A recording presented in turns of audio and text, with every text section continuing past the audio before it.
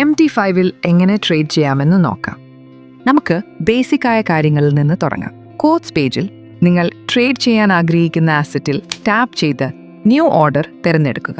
ആദ്യം നിങ്ങൾക്ക് default ഓപ്ഷനായ market execution കാണാം. ഇതിനർത്ഥം നിങ്ങൾ ആസറ്റ് വാങ്ങുകയോ വിൽക്കുകയോ ചെയ്യുമ്പോൾ നിലവിലെ മാർക്കറ്റ് പ്രൈസിലാവും ട്രേഡ് നടക്കുക. ഉദാഹരണത്തിന് നമുക്ക് 0.01 ലോട്ട് സൈസുള്ള ഒരു ട്രേഡ് എക്സിക്യൂട്ട് ചെയ്ത് നോക്കാം. ഇപ്പോൾ തൽക്കാലം നമുക്ക് സ്റ്റോപ്പ് ലോസും ടേക്ക് പ്രോഫിറ്റും ഒഴിവാക്കി ബൈ ഓപ്ഷൻ ടാപ്പ് ചെയ്യാം.